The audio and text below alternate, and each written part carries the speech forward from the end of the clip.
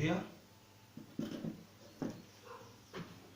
Estou aqui meditando na palavra de Deus, dia 27 de outubro, véspera da eleição presidencial, né? E também aqui no Rio de Janeiro para o nosso governo do estado. Eu estou meditando aqui na palavra de Deus, aqui em 1 Samuel, capítulo 17, fala sobre o desafio que o povo de Israel passou com relação aos filisteus, que estavam dominando já grande parte dos povos e se levantaram contra o povo de Deus. Eu gosto muito sempre de meditar nessa palavra sobre a afronta que um gigante chamado Golias fez com relação ao povo de Deus. Porque ele achava-se imbatível, achava que ninguém podia contra ele, que ele era o soberano da terra, na frente do seu exército filisteu. E aqui a palavra de Deus em 1 Samuel 17, a partir do versículo 4, fala assim: Então saiu do arraial dos filisteus um homem guerreiro, cujo nome era Golias, de Gate, da altura de 6 côvados e 1 palmo. Quer dizer, 1 côvado são 44 centímetros aproximadamente. Então, 6 côvados e 1 palmo, daí mais ou menos 2 metros e 84 centímetros de altura. 5. Trazia na cabeça um capacete de bronze e vestia uma couraça de escamas, cujo peso era de 5.000 ciclos de bronze. Aproximadamente, essa couraça dele tinha de 50 a 60 quilos atuais. Trazia caneleiras de bronze nas pernas e um dardo de bronze entre os ombros. A haste da sua lança era como o eixo do tecelão, e a ponta da sua lança de 600 ciclos de ferro. E diante dele ia o seu escudeiro. Parou, clamou às tropas de Israel e disse-lhes: Para que saís, formando-vos em linha de batalha? Não sou eu filisteu, e vós servo de Saul? Escolhei dentre vós um homem que desça contra mim. Se ele puder pelejar comigo e me ferir, seremos vossos servos. Porém, se eu o vencer e o ferir, então sereis nossos servos e nos servireis. Amém? Só até aqui. Então, meditando aqui nessa palavra, a palavra de Deus diz que o mal era representado por Golias.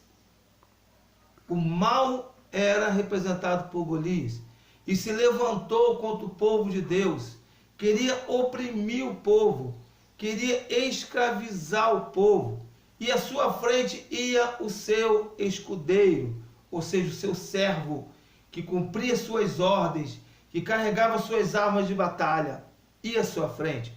E meditando aqui na palavra de Deus ainda, que tem a ver ainda com essa palavra, aqui em 2 Pedro, capítulo 2, versículo 15 em diante, diz assim a palavra de Deus, 2 Pedro 2,15 em diante: Abandonando o reto caminho, se extraviaram. Abandonou o reto caminho, o caminho de Deus, da justiça. Se extraviaram, seguindo pelo caminho de Balaão, filho de Beor, que amou o prêmio da injustiça. Quem era Balaão? Era o profeta que foi para o caminho errado. Recebeu, porém, castigo da sua transgressão, a saber, um mudo animal, uma mula de carga, uma mula, falando com voz humana, refreou a insensatez do profeta. Esses tais são como fonte sem água, como névoas impelidas por temporal. Para eles está reservada a negridão das trevas.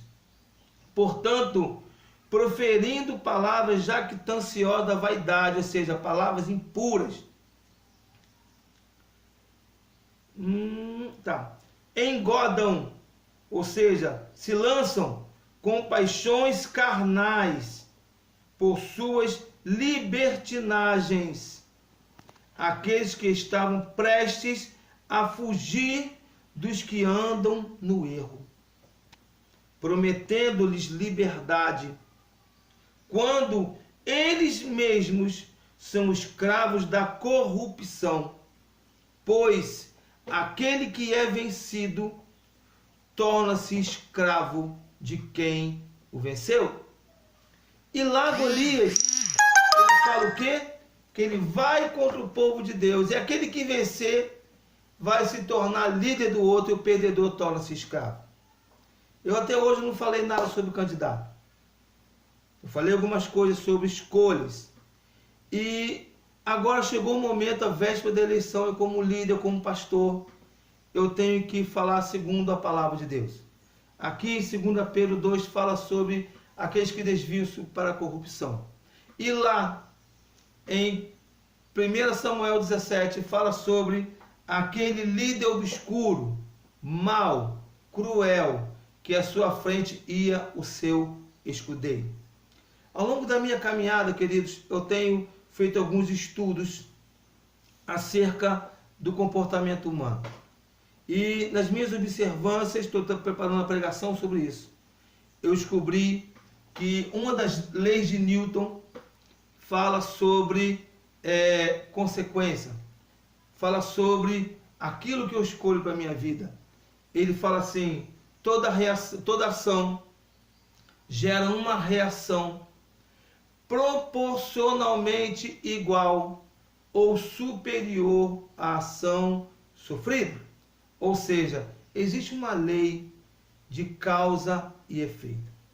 Sabia que tudo que as pessoas vivem, primeiro houve uma causa e depois chega o efeito daquilo. Você sabia que todo povo que escolhe um corrupto para reinar sobre si, ele vai sofrer os danos daquela corrupção. Pessoas vendem, queridos, o seu voto por um prato de comida. Pessoas vendem seu voto por uma bolsa de estudo. Pessoas vendem seu voto por porcaria. E lá na frente eles vão sofrer uma reação proporcional àquilo que ele sofreu. Ou você acha que alguém vai te dar alguma coisa de graça? Uma outra coisa, eu estava falando com a minha esposa essa semana, que por trás de todo filho vagabundo tem uma mãe que banca, tem uma avó que banca. Já reparou que aquele vagabundão que fica aí com seus 20, 30, 40 anos, faz nada para ninguém, e faz um filho, e arruma uma mulher, leva para casa da mãe, arruma uma namorada, e vai para casa da mãe da namorada, e fica ali empurrando com a barriga, e bota seu chinelão, seu bermudão, sua calça, vai andar, curte, tem por trás dele alguém que paga o seu celular, tem alguém que paga a sua comida, alguém que paga a sua roupa, e o tempo que ele tem é somente para colocar defeito nos outros que trabalham, nos outros que correm atrás, nos outros que vai para a igreja. Ninguém presta para ele, porque ele tem tempo para planejar o mal. Então é a lei de causa e efeito. Por trás de toda ação tem uma reação proporcional. Então, para ele ter aquela reação de vagabundo, tem alguém que banca ele. E um governo corrupto, tem alguém que coloca ele lá. Então alguém chega e fala assim, porque o Bolsonaro, ele vai lutar contra a violência. Ninguém falou que o Bolsonaro vai armar a população. Ele falou que ele vai dar posse de arma. Posse de arma é você ter o direito de ter arma. Você, para ter o direito de andar na rua com a arma, é um porte de arma.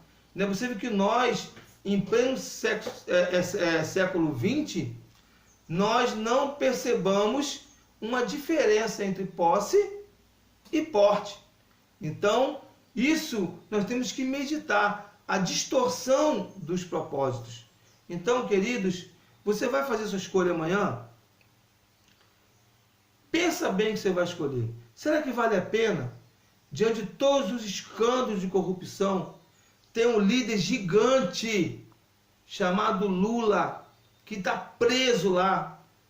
Preso porque é um bandido que saqueou o país com a sua cúpula e agora colocou o seu escudeiro, chamado Haddad, que vai à sua frente agora, carregando suas armas, seus intentos, com toda sorte de orgias à sua volta, como diz aqui a palavra de Deus. A palavra de Deus é atual. Ela diz aqui, ó, versículo 18 de 2 Pedro 2, porquanto proferindo palavras jactanciosas de vaidade, palavras erradas, engodam-se, desviam-se com paixões carnais por suas libertinagens, aqueles que estavam prestes a fugir dos que andam no erro, prometendo-lhes liberdade quando eles mesmos são escravos. Estão numa ideologia que escravizou eles. Eles não conseguem abrir os olhos e verem que aquilo ali é lixo. Estão ali fanáticos naquilo ali. Estou falando muito sobre fascismo. Sabe qual é a essência do fascismo? É a mesma essência do nazismo. É uma coisa fanática, um fanatismo político. É olhar para um líder e não conseguir ver seus erros. Será que todos aqueles que seguiram Hitler na Alemanha, com seu nazismo opressor, todos aqueles não viram que ele estava errado? Mas mesmo sabendo que ele estava errado, ficaram cegos. Será que quem seguiu Mussolini na Itália, que foi o maior líder fascista de toda a história da humanidade, que se aliou a Hitler, será que quem viu Mussolini não viu que estava errado, mas que um verdadeiro, como se diz, fanatismo fascista cegou seus olhos? Eles não viram as corrupções de Mussolini, não viram os erros contra o povo que Mussolini cometeu, e todos aqueles que se levantavam contra Mussolini eram destruídos, como hoje estão querendo destruir o Bolsonaro, que está se levantando contra o regime fascista. Não existe um regime fascista maior hoje no Brasil do que o próprio PT, que está saqueando o país, está destruindo, numa razão de um comunismo, porque na verdade falam muito de Karl Marx, mas Karl Marx, ele não era um comunista. Estuda sobre Karl Marx. Karl Marx era um socialista extremo, e o comunismo é o extremo do socialismo. Então, que levou aquele socialismo ao extremo e quis tirar o direito de propriedade privada, quis dizer que todo mundo tinha direito igual, até mesmo sem conquistar, e foi saqueando aquelas pessoas que batalhavam e conquistavam. Quem fez isso que era fascista. O que o PT faz no Brasil é um verdadeiro fascismo. Estuda sobre fascismo. Eu fico bobo como algumas universidades, ontem, no Brasil afora, professores universitários, alunos universitários, se deram ao desplante, se deram ao desprezo de, na véspera da eleição, fazer movimentos, estudos a respeito do fascismo, como se a população fosse burra, como se o TSE fosse burro, como se os TREs fossem burros. Por que não fez mês passado esse estudo? Por que não fez esse estudo em fevereiro? Por que não faz tudo semana que vem? Não, tem que fazer na véspera da eleição, como que estivesse confrontando com o Bolsonaro, como estivesse levantando contra Bolsonaro, e não sabe que eles são manipulados. Você que é universitário, vou falar para você uma coisa, também sou universitário. Estou muito longe não, estou indo para o 5º período de contabilidade, também sou universitário. Então você leia, não seja marionete, não seja boneco nas mãos de professores irresponsáveis, comprados pelo dinheiro do PT, comprados, se venderam para a corrupção, que está pensando em comprar de comida, um livro, dá condição para alguém viver bem, se a pessoa não se esforçar, se a pessoa não ler aquele livro, se a pessoa não estudar naquele livro, se a pessoa não conquistar aquele prato de comida. Então, queridos, medita, não seja boneco. Eu até acredito que uma criança que está aí, começando fundamental, até um jovem às vezes no ensino médio, se deixe manipular, mas você é universitário, se deixar manipular na véspera da eleição, aprenda, cara, medite, procura analisar o pró e o contra. Será que você está satisfeito com essa corrupção que está aí? Estão destruindo o nosso país. Você está satisfeito com isso? Está batendo palminha para isso? Está indo atrás do que o professor falou? Porque não sei quem falou? Pensa, meu irmão. Ah, o Bolsonaro para mim não presta. Amém. Mas vai me dizer que o Bolsonaro não presta, o Haddad, que é o escudeiro do bandido gigante, lá presta. Quer dizer então que eu vou chegar no lugar, vou pedir um refrigerante de uva, aí não tem aquele refrigerante de uva, eu vou pedir então um refrigerante de laranja.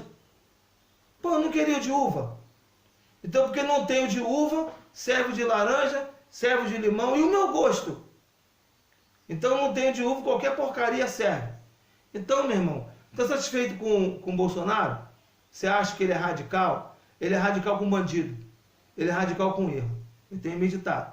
Não quer, pô, agora dizer para mim, pô, que tu vai apoiar uma corrupção que está se perpetuando anos e anos e anos no Brasil, destruindo nosso país. Você que estuda, medita, leia mais. Simplesmente não vai para aula não. Você que está fazendo aí, que a maioria foi da OAB, eu vou te falar uma coisinha muito séria.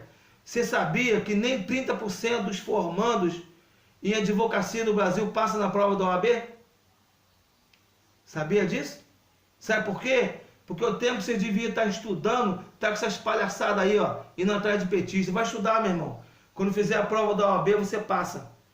Para você ser um bom advogado, para você ser um bom juiz, você ser um discípulo do Sérgio Moro. Vai ser um discípulo do Sérgio Moro, vai ser um bom juiz, vai ser um bom advogado, estuda, passe na prova da OAB.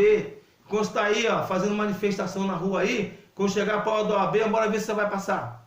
Eu estou falando que eu também sou universitário, eu também vou fazer uma prova. Para trabalhar na contabilidade também vou ter que passar na prova. Tá vendo meus livros aqui? Mostra o livro aí, esposa. Tá vendo? Eu tenho que estudar. Eu tenho que estudar isso aqui. Sabe por quê? Porque se eu não passar na prova da contabilidade, eu não posso assinar. Posso assinar nada como contador. Eu posso até trabalhar no escritório dos outros. Agora, se eu vier ser um contador, ter meu escritório, eu vou ter que passar na prova. Então, eu vou ter que estudar. Então, vamos estudar. Vamos mudar o país com educação, com estudo. Mas tenha sabedoria. E tenha conhecimento. O conhecimento sem a sabedoria é lixo. Então, vamos meditar no que nós queremos para o futuro do nosso país. A eleição amanhã. Você tem mais um dia para pensar. Pensa bem o que você quer para a tua vida, para o teu país, para os teus filhos, para os seus netos. Que a destruição de hoje vai acarretar lá na frente, nos nossos filhos, dos nossos netos, essa destruição. Então pensa o que você quer, tá bom? Medita. Se você que é cristão, eu não posso falar que quem não é cristão tem que seguir a Bíblia que eu sigo. Isso aqui é a Bíblia para seguir quem é cristão. Amém? Se que é cristão, leia a Bíblia. Você que não é cristão e está fazendo estudo, uma faculdade, um ensino médio, estuda. Para que você verdadeiramente mude o seu país com o seu conhecimento e com a sua sabedoria. E toda a sabedoria vem de Deus. Peça a Ele sabedoria. A palavra de Deus, em Tiago, capítulo 1, versículo 5, fala assim: quem necessita de sabedoria, peça a Deus que Ele dá. Então, Deus vai nos ajudar a sermos sábios. Amém? Fica na bênção, Deus te abençoe. Até a próxima.